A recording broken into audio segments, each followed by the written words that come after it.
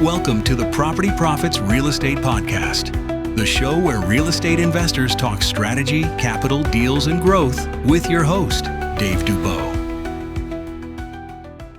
Hey folks, over the years I've interviewed a lot of people with a lot of experience in real estate, and today's guest is definitely one of those guys. Ken Doble has been in and around real estate for decades. He's got a ton of experience on the operations side of things. In fact, for many years, he was involved in a very, very large property management company, I believe, managing thousands and thousands of units and 700 employees or something crazy like that. He's written books about real estate investing. These days, he's doing something really interesting. He's working with a group of high net worth individuals, and they are buying distressed multifamily properties. So, Ken Doble, welcome to the show. Great to have you. Thank you very much for having me on. I'm excited to be here. So, Ken, give us a little snapshot of what your portfolio consists of right now in 2026, and then we'll take it from there. Yeah. So we sold off about 9,300 units over the last 15 years. It was a company called QR Capital. We just started buying again last year. It was a foreclosed deal in Johnson City, Tennessee. It was 176 units, 576 beds. So student housing is done by the beds. And that's currently the only portfolio that we currently have in our deal right this second. Okay, but you've got a group of a couple of hundred folks that are eager to get back into the real estate space. You got a bunch of capital to deploy. What kind of properties are you looking for these days? I call it the Goldilocks. So we're looking for distressed deals where the distress pattern has to have a certain set of criteria. It has to be in a good location.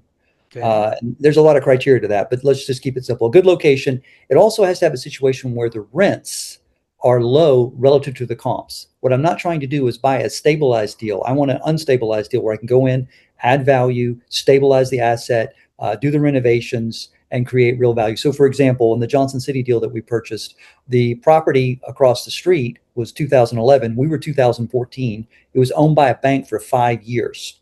And it was $135 under their rents, even though we were newer and had better floor plans than them. So for me, that's the Goldilocks principle. I'm looking for that special thing where, wait a minute, if I buy this, all I have to do is get it up to market and the returns are there. Makes sense. So you're looking to buy it at a discount in some sort of a distressed situation, and for it to be underperforming as is under rent, then bring it up to snuff. That's correct. So that's a little bit, is that a bit like a needle in a haystack these days, or what's the situation? Yeah, we looked at 168 deals last year. We made offers on 8 and we got 1 deal.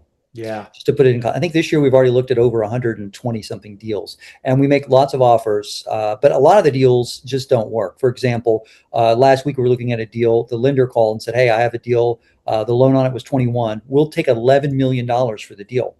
I looked at the numbers, and it might be worth 5-6. Wow. So there's still a big disconnect. Now, this isn't across all portfolios, and I primarily focus in the Southeast, and this is multifamily, 100 units or above, class A and B. And the discounts, especially on the A's, have not been that big. So we're still looking more at B's, but we do see some A's. This Johnson City deal I bought was an A. It just was mismanaged. So it's an interesting business to be in, and I love it. And I love it. Definitely looking for a needle in a haystack. Absolutely. Yeah.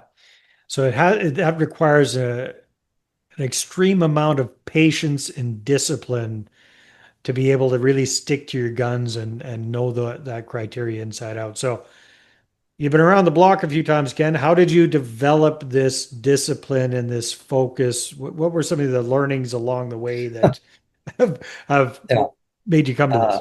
So in 2008, I was at a company that had about $1.5 billion worth of real estate. I was the chief operating officer. I had interest in 76 different partnerships, LLCs, all across the United States. We also had $350 million of development, high-rise towers in Florida, beautiful condos. We'd already pre-sold them and everything else. And I had firsthand seat at watching a business like that implode. And everything went back to the lender. It was an absolute disaster. Investors lost everything. I, of course, lost everything. And we started over in my basement, my partner and I, Christian Shields, and started QR Capital. And we said, we're not going to do it that way. We're very conservative. So there's just not a lot of deals. right now anyway. Look, you have negative leverage. And for the viewers that don't know what negative leverage is, if you're borrowing at 6% interest and you're buying at a 5.5 cap, you're negative. So day one, you're losing money on your debt. And you can do that on a distressed deal because you can grow the NOI. But if you're buying a stabilized deal, you're really putting a lot of pressure on yourself to perform. So anyway, that 2008 changed us, and it made us very risk adverse, and we're very, very picky. And obviously our investors are very pleased. I think our average return, I looked at the portfolio, was 24.4% IRR on all our deals. So really good returns, but we're very picky, and it takes a long time for us to find a good deal. So when you restarted again after '08, Mm-hmm. and you started the new company in your basement, Mm-hmm. you built that up to over 9,000 units, I believe.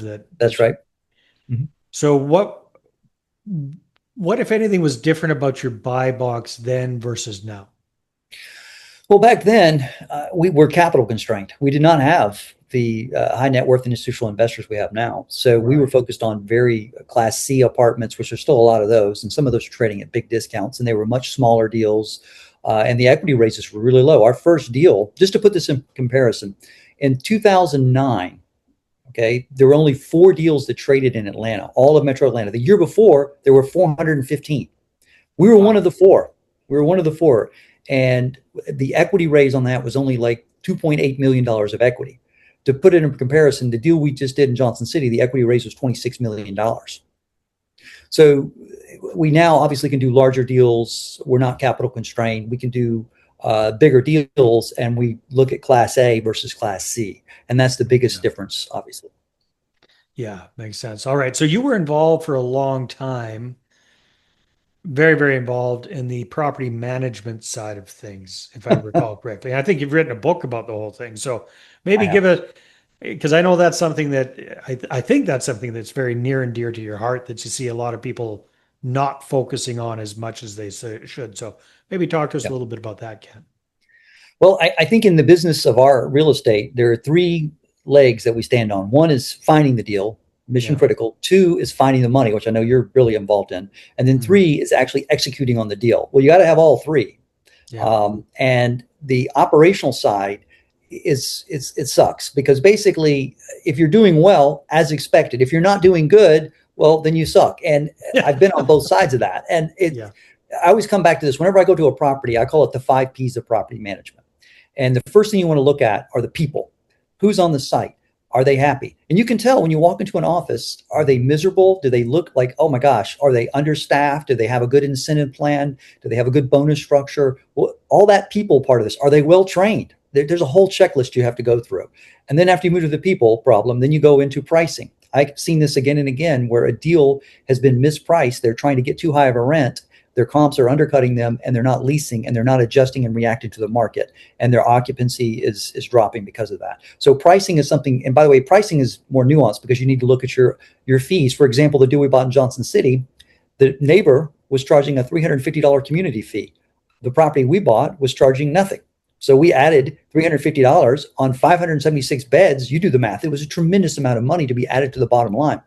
So those simple things you want to do when you're looking at your analysis. Next, I like to look at the actual promotions. And I used to think I understood marketing, but marketing is such a critical part of our business. And that marketing part of this, is your website good? Are your ads clean? Do you have good photographs? All these little details matter. They really matter. And the promotion side is such a critical part of this. Next, we go into the actual product. What does it look like? Do you have weeds in the parking lot? Does the actual gym smell bad? When you walk out into the hallways, do you have cobwebs everywhere? These details matter. People say, well, they don't see it. They do see it. They don't recognize it the same way we do. But if you go into a restaurant and your feet stick to the floor in the bathroom, you're probably not going to be too excited about eating the food there. It sets the standard. The last P is the catch-all. It's called the process. So basically, in your business, everything has a process. Even if you don't realize it has a process, it has a process.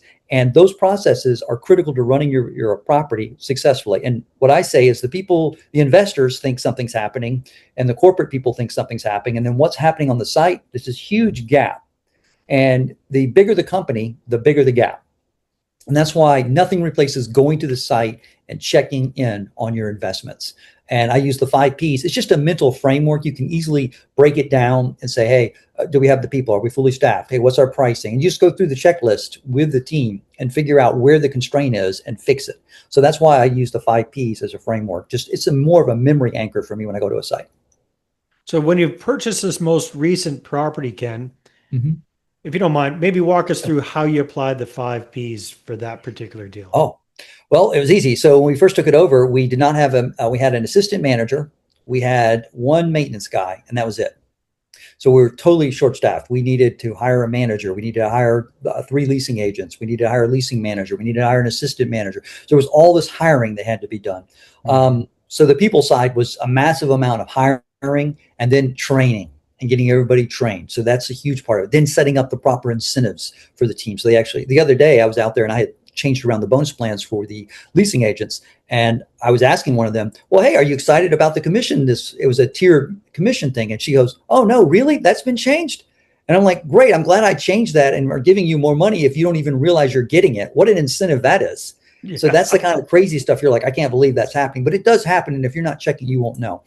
So then we went to the product. The product was terrible capital condition, really bad. We had to spend, I think, a little close to $3 million renovating the property, fixing potholes, all sorts of problems, weeds. There was rotten wood. There was all sorts of problems with the property. So we fixed all that, added amenities. We added a pickleball court. We've done some other stuff, brought in a designer, really made it look high end. It's a beautiful property. This is student housing. Is that what you said? Yes, this is student housing. Okay. Yes, right. Literally, we're the closest property to ETSU in Johnson City, called the Harbor Apartments. Beautiful property. And then on the pricing, well, we were under the comps. So we raised the pricing, obviously, pretty aggressively as well. There was also, there was thugs on the property, so we evicted them. We had to evict, I think, close to, I want to say 80 people got evicted on the property. Wow. So we had to clean it up. Yeah, the management, prior ownership had really screwed up, the lender had really screwed up the property. So we had to clean all that stuff up. The processes were a mess. They didn't have key controls. We put electronic door locks on all the doors, painted all the hallways. So there was a lot that we did there. So just going through the 5 Ps, we were able to break down. But the biggest constraint was not having a staff. And getting the staff trained, getting them up and running took a long time. Well, I imagine the staff that was there before was kind of scared spitless too. I mean, they were not a fun environment to. Not a safe. They didn't have the money. Yeah, they didn't have the money to work. Yeah, they were terrified of some of the residents. They actually, when we closed, we actually got off-duty officers to be there to walk when they were giving out notices because some of them were feared for their life. Yeah. So we had to hire. Yeah. So it's just one of those situations where you take a deal like that just is a mess, and it takes a lot of heavy lifting. But look, there's lots of opportunities when you find these types of deals, but they are rare. But when you find them, they can be, as you know, they can be very profitable. So Ken, your last business that you built up to 9,000 units, then you sold them all. What year did you sell them all? Okay, so we started selling probably 2016. We were buying all the way up to 2019, and then we sold our last deal in 2023. It was was another 526 bed student deal in Sanford Square in Alabama. Okay, and then the new company started up around when? Well, the new company started, I want to say, we started it last year. Logan Capital started it last year, and then just started doing the exact same thing, just buying additional deals and stuff like that. Got it. No, that makes a lot of sense. Well, hey, that's exciting stuff. Thank you so much for sharing some of your insights over the good, the bad, the ugly of a few different market cycles. Yeah. If people would like to find out more and connect with you, Ken, where should they go? I'm on LinkedIn. I try to post something every day, and that's probably the best place to get a hold of me. All right. So they just look at Ken Doble in Atlanta, Georgia. That's right. Yep. You're the one guy there. That's right. Perfect. Yep. Awesome, Ken. Well, hey, thanks so much for being on the show. This has been a lot of fun. Yeah, I appreciate it. Thank you so much. All right, everybody, take care, and we will see you on the next one. Thanks for listening to the Property Profits Podcast. If you'd like to be a guest on the show, apply at daveinterviews.com.